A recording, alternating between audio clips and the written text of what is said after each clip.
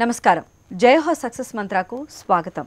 ఈరోజు జయహో సక్సెస్ మంత్రాలో మనం సరైన సమయంలో సరైన నిర్ణయం తీసుకున్నట్లయితే జీవితం ఎంత అందంగా ఉందో తెలుసుకోబోతున్నాం.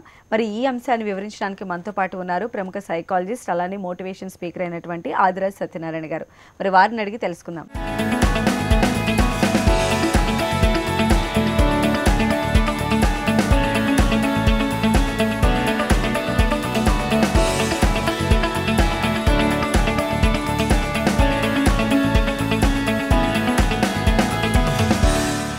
నమస్కారం సార్. ప్రతి మనిషి లైఫ్ ఎంతో అందంగా ఒక ఉన్నతంగా వెళ్ళాలి అనేటువంటి ఆలోచన ఉంటే సరైన సమయంలో సరైన నిర్ణయం ఎంతో చక్కగా ఓపికరిస్తుంది. సో మీరు చెప్పండి, అంటే సరైన సమయంలో సరైన నిర్ణయం అంటే ఏంటి అసలు?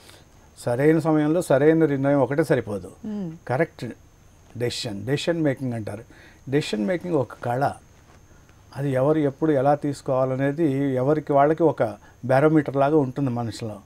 అది ఒక్కొక్కసారి తప్పు అవుతుంది, ఒక్కొక్కసారి రైట్ అవుతుంది. తప్పు అయినప్పుడు కుంగిపోకుండా, రైట్ అయినప్పుడు పొంగిపోకుండా అసలు ఎప్పుడూ రైట్ డెసిషన్ ఎట్లా తీసుకోవాలి అనే దాని మీద మనం చర్చిద్దాం. ఎందుకంటే రైట్ డెసిషన్ తీసుకుంటే కరెక్ట్గా ఉంటుంది. ఒక్కొక్కసారి ఒక చిన్న జీవితంలో ఎన్నో ఆటుపోట్లు ఎదుర్కొంటూ ఉంటాం. ఆ సరైన సమయంలో మీరు చెప్పినట్లుగా సరైన నిర్ణయం తీసుకోకపోతే జీవితాలు తారుమారైపోతూ ఉంటాయి. ఓ మంచి సినిమా అనుకుంటారు, ఎక్కడో ఏదో చిన్న పొరపాటు జరుగుతుంది పోతుంది. ఒక క్రికెట్ మ్యాచ్ ఉంది, సరైన సమయంలో డిక్లరేషన్ చేయలేదు. ఆ డెసిషన్ ఎట్లా తీసుకోవాలనే దానికి అనలిటికల్గా కొన్ని పద్ధతులు ఉన్నాయి. అలాగే 5 ఏళ్ల ఎలక్షన్లు పోతాయి ఒక చిన్న రాంగ్ డెసిషన్ తోటి. సో ఏది తీసుకున్నా అది కత్తి మీద సాములా ఉంటుంది. అది సరైన సమయంలో సరైన నిర్ణయం, కరెక్ట్ డెసిషన్ తీసుకోవాలి. అందరికీ కరెక్ట్ తీసుకోవాలనే ఉంటుంది, కానీ పర్ఫెక్ట్గా ఎట్లా తీసుకుంటారనేది అది ఒక కళ. ఆ కళను నేర్చుకోవడానికి ఒక ఇది ఉంది. క్యాట్ అనండి, లేకపోతే యాక్ట్ అనండి, ఒక చిన్న టెక్నిక్ ఉంది. అది మనం డిస్కస్ చేద్దాం. సో టెక్నిక్స్ చెప్పగలుగుతారా? టెక్నిక్స్ ఏముంది, మనము ఫస్ట్ ఎగ్జాంపుల్ యాక్ట్ అందాం. యాక్ట్ అంటే అనలైజ్ చేయి. ఫస్ట్ ఏదైనా ఒక స్పోర్ట్స్ జరుగుతుంది, మనం ఏ స్థితిలో ఉన్నాం, వాళ్ళు ఏ స్థితిలో ఉన్నారు, వాళ్ళ బలాలేంటి, మన బలాలేంటి, మనం ఇక్కడ డిక్లేర్ చేయొచ్చా, మనం ఇక్కడ ఆడచ్చా, వాళ్ళని దెబ్బతీయచ్చా, లేదా మనం దెబ్బతీద్దామని అనుకున్నప్పుడు వాళ్ళు వెనక నుంచి వచ్చి కొట్టగలుగుతారు. Analyse and attempt. ఎనలైజేషన్ కరెక్ట్గా ఉండాలి, అటెంప్ట్ కరెక్ట్గా ఉండాలి. అటెంప్ట్ని వదిలి పారిపోకూడదు. మళ్ళీ ఓకే, అటెంప్ట్ అనేది చివరిదాకా చేయాలి. ఫర్ ఎగ్జాంపుల్ మీకు ఎడిసన్ ఉన్నాడు, 9990 సార్లు ఫెయిల్ అయ్యాడు, కానీ అది నాది బ్యాడ్ డెసిషన్ అని చెప్పి వదిలిపెట్టలేదు. ఒక్కసారి ఆ యాక్ట్లో సి అనేది కమిట్మెంట్ దగ్గర వస్తుందన్నమాట. అది సో అనలైజ్ చేయాలి, అటెంప్ట్ చేయాలి. అటెంప్ట్ని వదిలిపెట్టకూడదు. అది నెంబర్ 1. నెంబర్ 2 ఏంటంటే ACT యాక్షన్ అన్నమాట. మనకి లా ఆఫ్ అట్రాక్షన్లో అట్రాక్షన్ అంటే లాస్ట్ వర్డ్స్ ఏంటంటే యాక్షన్. ఆ యాక్షన్లో ACT మళ్ళీ అందులో కొంచెం కట్ చేసుకుని వస్తే C అంటే కమిట్మెంట్ ఉండాలి. మీ మీద మీకు కాన్ఫిడెన్స్ ఉండాలి. కమిట్మెంట్, కాన్ఫిడెన్స్ లేకపోతే ఏ డెసిషన్ తీసుకున్నా రాంగ్ అవుతుంది. ఇన్ఫోసిస్ నారాయణమూర్తి గారు మంచి ఉద్యోగం చేస్తూ ఉండేవారు 1980sలో. సడన్గా ఆయనకి ట్రాక్ మార్చాలనుకున్నారు. 4-5 కలిసి ఒక కంపెనీ ఇన్ఫోసిస్ పెట్టారు. మొదట్లో ఒడిదుడుకులు ఎదురైంది, కొందరు వెళ్ళిపోయారు, కానీ ఆయన దాన్ని నమ్ముకొని చివరిదాకా అక్కడ ఉన్నారు. దాన్ని పైకి తీసుకొచ్చారు. ఆ రోజు ఎవరైతే ఆ కంపెనీలో ఒక 1000 రూపాయలు పెట్టారో, ఒక 1000 రూపాయలు 1980sలో 30 ఏళ్ల తర్వాత చూసుకుంటే ఇవాళ 2 కోట్లు దాటి వెళ్ళిపోయింది. సో నీతోటి నీ డెసిషన్ వల్ల వేరే వాళ్ళు కూడా బాగుపడతారు. అలాగే శివనాడార్ HCL కంపెనీ, ఆయన కూడా అలాగే మొత్తం అంతా తాకట్టు పెట్టుకుని దిగాడు. అందరూ వెళ్ళిపోయారు, కానీ ఆయన కమిట్మెంట్, కాన్ఫిడెన్స్ రెండూ కోల్పోకుండా అది. సో ఒకసారి ఏం చేస్తారంటే అలాంటప్పుడు మనము హెల్ప్ తీసుకోవాలి. ఒకసారి దెబ్బతిన్నామనుకోండి, దెబ్బతింటే వదిలేసి పారిపోకూడదు. దానికి ఏం చేయాలి, అదే అనలైజ్ అండ్ కాన్ఫిడెన్స్. సో అయితే కొంతమంది సరైన డెసిషన్ని ఆ టైంలో తీసుకోకపోవడం వల్ల అపజయాలన్నింటినీ ఎదుర్కొంటూ ఉంటారు. సో వాళ్ళకి మీరేం చెప్తారు? సరైన డెసిషన్ వాళ్ళకి తెలుస్తుందమ్మా. ఇప్పుడు ఫర్ ఎగ్జాంపుల్ మీకు బెస్ట్ లెజెండరీ క్రికెటర్ ఉన్నారు సచిన్ టెండూల్కర్ గారు. ఆయన 2009 వచ్చేటప్పటికి అందరూ వెళ్ళిపో నీ పని అయిపోయింది అది ఇది అంటున్నారు. కానీ ఆయనకి తెలుసు ఒక టెంపరీ ఫేజ్ ఉంటుంది ఎవరికైనా. ఒకసారి సక్సెస్ వస్తుంది, అలా గ్రాఫ్ లాగా వెళ్ళిపోతుంది. ఒకసారి మీ దగ్గర టెక్నిక్ పోలేదు, కొంచెం అప్పుడప్పుడు టైం బ్యాడ్ అంటూ ఉంటారు చూడండి, ఆ టైంలో ఏమవుతుందంటే గ్రాఫ్ కిందకి దిగుతుంది. కానీ టెక్నిక్ ఇస్ టెక్నిక్. అతనికి తెలుసు అది నా దగ్గర ఇంకా క్రికెట్ ఉంది అని అనుకుంటున్నాడు. కానీ అందరూ పో అంటున్నారు. అప్పుడు ఆయన గురువుగారి దగ్గరికి వెళ్ళాడు. వెళ్ళి గురువుగారు అందరు నన్ను ఇట్లా అంటున్నారు అంటే, అవునరా అబ్బాయి నువ్వు కూడా కొంచెం 35 దాటింది కదా అంటే, అయినా కూడా నాలో ఇంకా చాలా క్రికెట్ ఉంది, మరి ఏం చేస్తావంటే నేను ఒక డెసిషన్ తీసుకున్నాను. వన్ డే ఇంటర్నేషనల్ అనేది 1973-75లో అప్పుడెప్పుడో స్టార్ట్ అయింది. 35 ఏళ్ళు అయిపోయింది. 2961 మ్యాచ్లు అయిపోయినాయి. ఎవరు 200 కొట్టలేదు వన్ డేలో. అయితే ఇతను అన్నాడు, గురువుగారు నేను అది సాధించి తర్వాత రిటైర్ అవుతానన్నాడు. గురువుగారికి భయం వేసింది. ఏమో వీడేంటి పిచ్చెక్కిందేమో వీడికి, 40 ఏళ్ళు దాదాపు అయింది, ఎవడు కొట్టలేదు, వీడు ఇప్పుడు ఇలా అంటున్నాడు, వీళ్ళందరూ అన్న మాటలు చాలా సీరియస్గా స్ట్రెస్లోకి వచ్చాడు అని ఆయన భయపడి ఎవరే ఎలాంటి డెసిషన్ తీసుకోకుంటే, లేదు గురువుగారు నేను చేస్తాను. దీన్నే మైండ్ ట్రాప్ అంటారనమాట. 35 ఏళ్ల నుంచి ఎవరు చేయని ఒక ఫీట్ నేను చేస్తాను అంటే, ఎవరు చేయలేరు అని అందరూ పక్కకి వెళ్ళిపోతున్నారు. నేను చేస్తానన్నవాడు ఈయనొక్కడు. సో 2010లో ఆయన ఏం చేశాడు, 200 కొట్టాడు. 200 నాట్ అవుట్. ఆ మైండ్ ట్రాప్ వెళ్ళిపోయింది. ఒకసారి మైండ్లో ఒక ఫిక్స్ అయిపోయారు అందరూ. 200 ఇంపాసిబుల్ అన్నారు. సచిన్ చేసి చూపించాడు. 200 పాసిబుల్. వెనకాల సెహ్వాగ్ కొట్టాడు, వెనకాల రోహిత్ శర్మ కొట్టాడు, ఇంకోసారి రోహిత్ శర్మ కొట్టాడు, తర్వాత గుప్టిల్ కొట్టాడు, తర్వాత ఇంకో అతను మొత్తం గేల్ కొట్టాడు, తర్వాత మళ్ళీ మొన్న రోహిత్ శర్మ కొట్టాడు just few days back. So mind trap అనేది పోగొట్టుకోవాలి. మనిషి డెసిషన్ తీసుకోవాలంటే, ఒకసారి డెసిషన్ తీసుకున్నా అంటే చెప్పాను కదా, కమిట్మెంట్తో డెసిషన్ తీసుకున్నాడు, ఇది ఏం పెద్ద విషయం కాదు, ఇన్నాళ్ళు ఒకళ్ళు సాధించండి నేను సాధిస్తాను అని రైట్ టైంలో, నన్ను పొమ్మంటున్న టైంలో, అందరూ పొమ్మంటున్న టైంలో అతనికి రైట్ టైం ఏది, ఇది నేను సాధించి చూపిస్తానని తీసుకున్నాడు, డెసిషన్ సాధించాడు. అలాగే క్రికెట్ గురించి చెప్పాను, ధోని కరెక్ట్ టైంలో పీక్లో ఉన్నప్పుడు ఆయన ఒక మంచి డెసిషన్ తీసుకున్నాడు, రిటైర్ అయిపోయాడు కెప్టెన్గా. సో ఆ డెసిషన్ ఇవాళ అందరూ మెచ్చుకుంటున్నారు.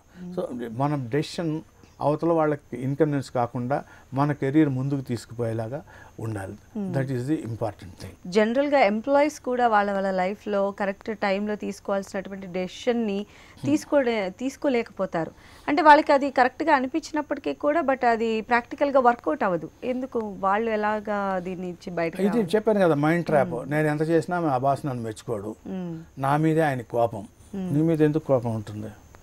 నేను ఎంత చేసినా నాకు ప్రమోషన్ ఇయ్యాడు, నా జూనియర్స్కి ఇస్తాడు. నువ్వు ఒక మైండ్ ట్రాప్లో పడిపోయి ఉన్నారు. ఇట్లా ఒకతను వచ్చాడు మా దగ్గరికి, సార్ నేను ఎంత చేసినా నాకు రికగ్నిషన్ లేదు, నాకు ప్రమోషన్ లేదు, ఏం లేదు, మా బాస్కి నేనంటే పగ, ఈ ప్రపంచమే నా మీద పగబట్టేస్తాను సార్, నాకు ఎందుకు పనికి రావటం లేదు, సూసైడల్ టెండెన్సీ వస్తాను, ఈ ప్రపంచమే పగబడుతుంది అనేటప్పటికి చాలా ఓవర్ జనరలైజేషన్ అంటారు దాన్ని, ఓవర్ జనరలైజేషన్. అయితే మీరు ఎక్కడ ఉంటారండి అని, మేము నాంపల్లిలో ఉంటామండి. ఎక్కడ నాంపల్లి అంటే అక్కడ పలానా అడ్రస్, అపార్ట్మెంట్, ఏ ఫ్లోర్లో ఉంటారు, 4th ఫ్లోర్లో ఉంటారు. మీ ఎదురింట్లో పక్కింట్లో ఎవరున్నారు తెలియదు సార్. మరి ప్రపంచం అంతా పగబట్టింది అంటున్నావు, ఎదురింట్లో పక్కింట్లో ఉన్నవాడే నీకు తెలియదు మరి. సో ఓవర్ జనరలైజేషన్ మానేయి. మరి ఏం చేయమంటారు సార్, నాకేం కుదరట్లేదు. Now you become the boss of your office అని చెప్పాను. You take a decision to become the boss. నన్ను చూసి ఏంటి ఇలా మాట్లాడుతున్నాడు అనుకున్నాడు. ఏంటి సార్ అట్లా చెప్తున్నారు, నన్ను మజా కూడా ఇస్తున్నారు మీరు? అది కాదు నాయన, యూ బికమ్ బాస్. ఎట్లా అవుతాను సార్ అన్నాడు. అవ్వవు, విజువలైజ్ చేయి, నువ్వే మీ ఆఫీస్కి బాస్ అనుకో, ఏం చేస్తావు? అందరికంటే ముందు వెళ్తాను సార్ ఆఫీస్కి అన్నాడు. మరి వెళ్ళు, తర్వాత ఏం చేస్తావు? అందరూ వెళ్ళాక లాస్ట్లో బయటికి వెళ్తాను సార్ కదా, తర్వాత ఇంకేం చేస్తావు? మా ఎంప్లాయీస్ అంతా వెళ్ళిపోతారు, నువ్వు ఒక్కడివి ఉంటావు, బాస్ కదా, లాస్ట్లో ఉన్నావు, ఏం చేస్తావు? చూస్తాను, కొన్ని కంప్యూటర్లు ఆన్లో ఉన్నాయి, బంద్ చేస్తాను, కొన్ని లైట్లు ఫ్యాన్లు తిరుగుతున్నాయి, బంద్ చేస్తాను, ఇవన్నీ చేయి. మనం అనుకుంటాం మనం ఎవ్వరూ చూడటం లేదని అనుకుంటాం, మనం అందరూ మనని చూస్తూ ఉంటారు, everyone will be watching. So ఇతను ఇలా చేయడం మొదలెట్టేటప్పటికీ ఇతని మీద ఇది తొలగిపోయింది. అయ్యో ఇతను చాలా ఇంట్రెస్ట్ తీసుకుని ఆఫీస్ వల్ల చేస్తున్నాడు కొంత పని, ఇతనికి ప్రమోషన్ ఇవ్వచ్చు. సో యాటిట్యూడ్, కమిట్మెంట్ ఇవి మారాలి. మారితే ఆటోమేటిక్గా మంచి డెసిషన్స్ వస్తూ ఉంటాయి. సరైన సమయంలో సరైన నిర్ణయం, అది కూడా మీరు కరెక్ట్ డెసిషన్ అంటున్నారు. అసలు ఏంటి కరెక్ట్ డెసిషన్ ఆ టైంకి? కరెక్ట్ డెసిషన్ అంటే తప్పు చేశాము, తప్పు చేసినప్పుడు దాన్ని పట్టుకొని వేళ్లాడిపోతూ ఉండొచ్చు. ఫర్ ఎగ్జాంపుల్ ఇక చూడండి, ఇది తీసుకోండి, మీరు ఆ 2 పేపర్లు చింపేసేయండి, మధ్యలో ఒకటే ఉండాలి మీ చేతిలో. 2 చేతులు మీవి కరెక్ట్గా ఉన్నాయి కదా, దే కెన్ బ్యాలెన్స్ కదా, యు డూ దట్. 1 2 3. ఇటు సైడ్ ఎందుకు రాలేదు? ఓకే ఓకే అది పోనండి, ఇది చేయండి పోనీ. మీవే 2 చేతులు, కరెక్ట్ డెసిషన్ తీసుకుంటున్నారు కరెక్ట్గా. 1 2 3. Okay why? That means you are a failure. మనం చేసేది ఏంటంటే నేను ఫెయిల్యూర్, నేను ఎందుకు పనికిరాను, నాకు ఇంక ఇంతే, నా జీవితం ఇంతే, మన జాతకం ఇంతే, మనం ఏం వేసుకున్న సగం వర్కే అవుతుంది, రెండో వర్క్ కాదు. ఇది తప్పు. ఇప్పుడు ఇక్కడ ఫెయిల్ అయ్యాం, దీన్ని మీరు ఫస్ట్ చెప్పానే యాక్ట్లో అనలైజ్, ఎందుకు ఫెయిల్ అయ్యాను నేను, నాలో తప్ప, నేను చేసే విధానంలో తప్ప, నేను ఏం చేస్తే దీన్ని పాస్ అవుతాను. దీనికి 1 2 3 3 కాజెస్ తీసుకోండి. నేను ఏం చేస్తే పాస్ అవుతాను? ఓకే, అడ్వైస్ తీసుకోవాలి, లేకపోతే పక్క వాళ్ళ హెల్ప్ తీసుకోవాలి, సిగ్గుపడకూడదు.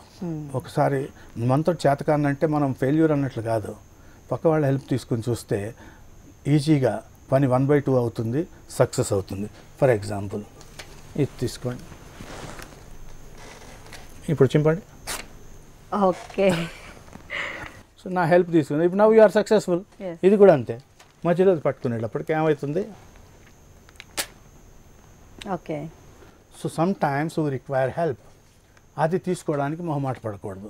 నా వల్లే అయిపోతుంది, నేనే పెద్ద మొనగాడిని అనే పద్ధతి విడిచిపెట్టాలి. విడిచిపెట్టినప్పుడు ఒకసారి రాంగ్ డెసిషన్ తీసుకున్నా అది రైట్ డెసిషన్లోకి కన్వర్ట్ చేయొచ్చు. That is the thing. So take help.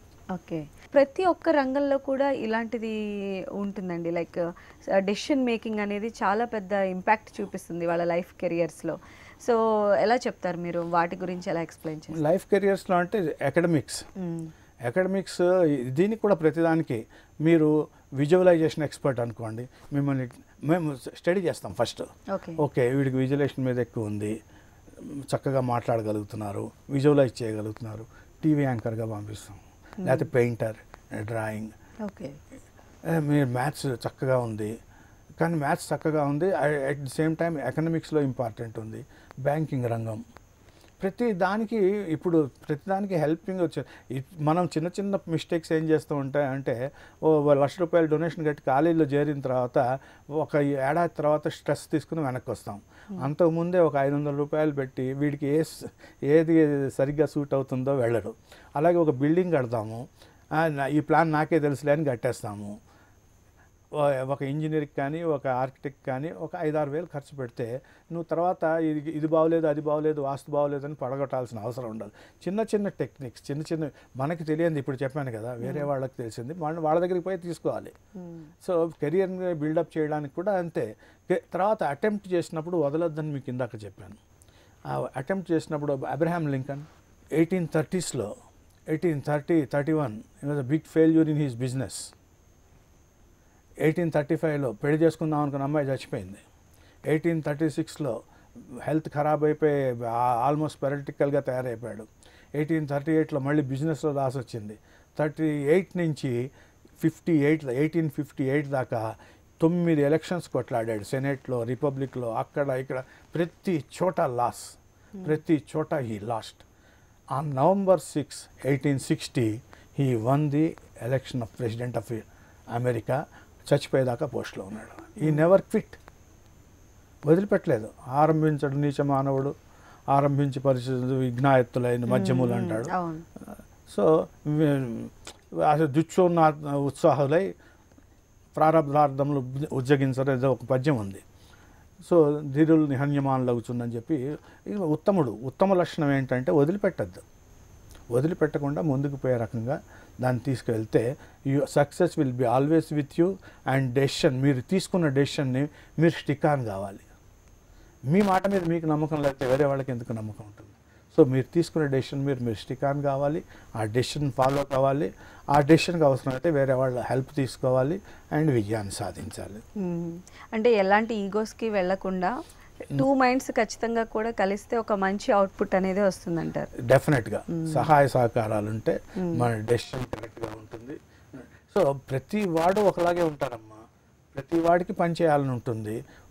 శివకేర అంటాడు, ఏమంటాడు, people don't do different things, people don't do different things, they do things differently.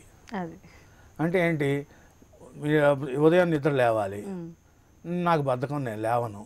Winner ఏం చేస్తాడు, నాకు బద్ధకం ఉంది, నేను లేస్తా, ఐ డూ థింగ్స్ డిఫరెంట్లీ. ఇది చేయాల్సిన పని, నీకేమో బద్ధకం, నాకు I do differently the things differently.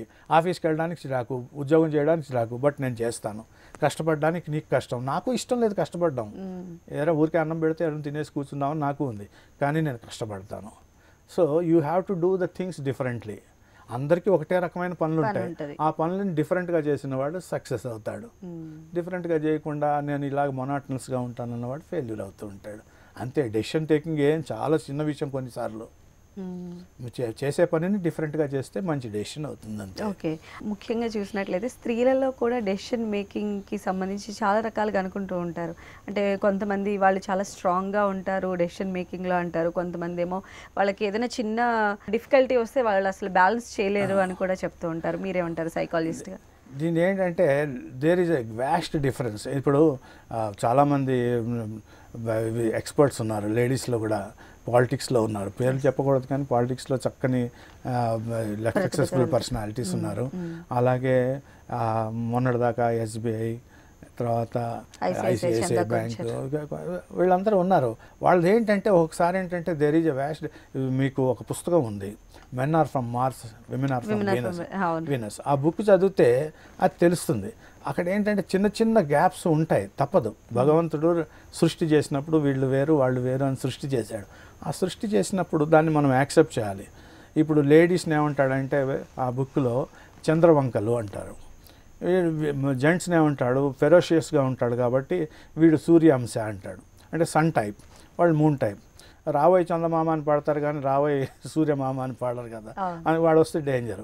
వీళ్ళు ఏం చేస్తారు, మోస్ట్లీ ఎక్స్ప్రెసివ్ లేడీస్, వాళ్ళ డెసిషన్స్ ముందు తెలిసిపోతూ ఉంటాయి. అది ఇట్స్ ఏ మ్యానుఫ్యాక్చరింగ్ అంతే. Ladies are expressive, men are suppressive. వీడు చివరిదాకా అవతల వాడికి స్టాబింగ్ చేసినా వాడికి తెలియదు. వాడిని సైకోపత్ అంటారు మనుషులు సైకాలజీలో.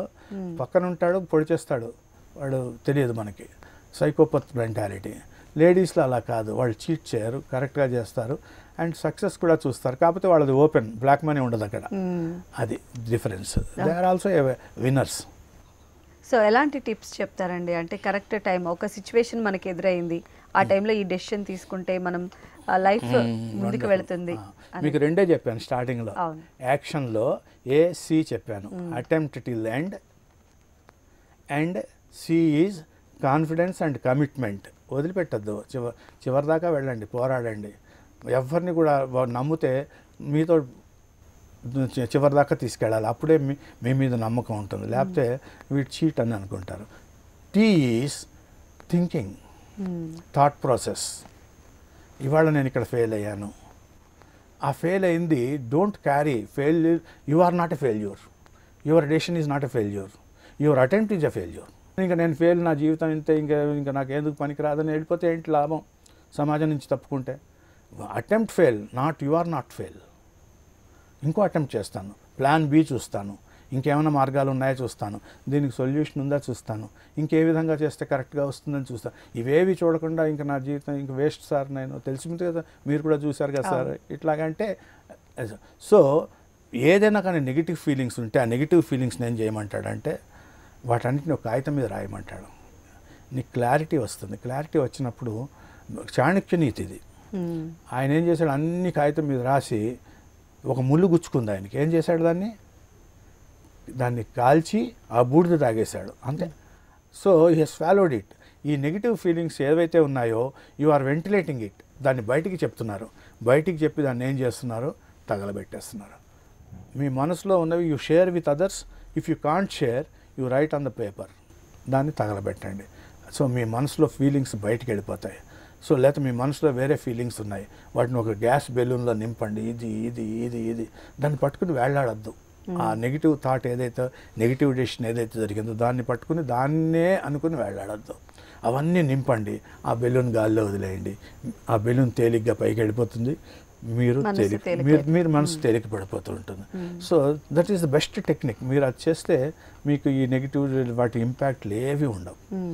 కానీ సత్యనారాయణ గారు, ఈ మనిషి మానసిక స్థితి ఈ విధంగానే ఉంది. ఇన్ని ఫెయిల్యూర్స్ తర్వాత ఒక సక్సెస్ని అందుకోవాలి అనేటువంటి జర్నీలో చేసేటువంటి ఆ ప్రయత్నము చాలామంది కూడా అంత పట్టుదలగా వెళ్ళరు. కానీ ఇప్పుడు నేర్చుకోవాలి అని అనుకునే వాళ్ళు మీరు ఎలాంటి సజెషన్స్ అందిస్తారు? Life histories of the famous people ఇప్పుడు చెప్పాం కదా. ఎవరు ఒక్కసారితో రాలేదు. మీరు పాలిటిక్స్లో చూడండి, సంవత్సరాలు ఆగి వస్తారు. హెల్మ్ ఆఫ్ ది అఫేర్స్లో ఉన్న మహామనిషి ఎప్పుడో ఛాయ్ అమ్మేవాడు అంటారు. మీకు ఛాన్స్ వస్తుంది, ఒక రోజు వస్తుంది. ఆ ఛాన్స్ వచ్చిన రోజుని మిమ్మల్ని ఎవరు ఆపలేరు. ఛాన్స్ కోసం పేషెంట్గా వెయిట్ చేయాలి. అబ్రహాం లింకన్ పేషెంట్గా 1830 నుంచి 60 దాకా వెయిట్ చేశాడు, చచ్చిపోయేదాకా ప్రెసిడెంట్గా ఉన్నాడు. So that is, you wait for your turn. That is the important thing. So మరి కెరీర్ పరంగా ఒక చక్కటి డెసిషన్ ఎలా ఉపయోగపడుతుంది అంటారు? ఎగ్జాంపుల్ ఏమని చెప్పగలరు? ఎగ్జాంపుల్ మనకు సత్యనాదేళ్ల గారు ఉన్నారు. ఆయన హిట్ రిఫ్రెష్ అనే ఒక బుక్ రాశారు. ఆ బుక్ చదివితే మీకు అందులో చాలా విషయాలు తెలుస్తూ ఉంటాయి. ఆయన కరెక్ట్ టైంలో కరెక్ట్ డెసిషన్స్ తీసుకున్నారు. ఆయన యాక్చువల్గా మైక్రోసాఫ్ట్లో చేరిన తర్వాత 2014లో CEO అయ్యారు. CEO అయిన తర్వాత ఆయనకు అప్పటికే మైక్రోసాఫ్ట్ బీటలు వారుతోంది, అది ఇదని కొన్ని అభిప్రాయాలు ఏర్పరచుకున్నారు. రాగానే ఒక లెటర్ రాశారు అందరికీ, I'm expecting this, I will be very very strict, మీరు నాకు ఇవ్వండి, నా దగ్గర నుంచి తీసుకోండి, ఒక డెసిషన్. అలాగే ఆయన నా సక్సెస్కి కారణం ఏంటి అంటే ఎంపతి అంటాడు, సింపతి కాదు, ఎంపతి అంటే ఆయన ఒకసారి ఆయన మైక్రోసాఫ్ట్లో చేరినప్పుడు ఆయన ఒక మేనేజర్ గారు ఒక ప్రశ్న అడిగారట.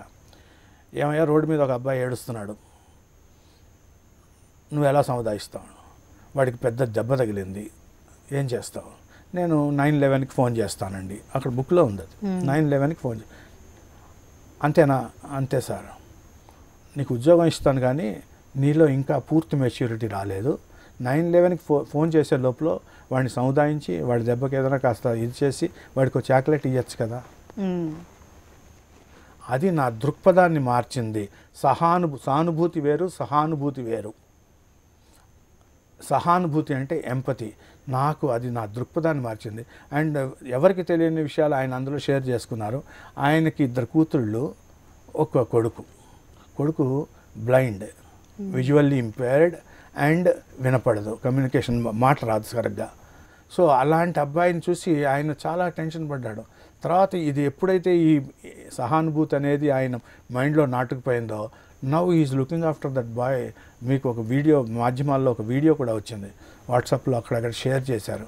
అలాగే ఆయన ఉద్యోగంలో చేరిన తర్వాత ఆయన వైఫ్కి వీసా రాకపోతే ఈ surrendered he's green card. Right decision.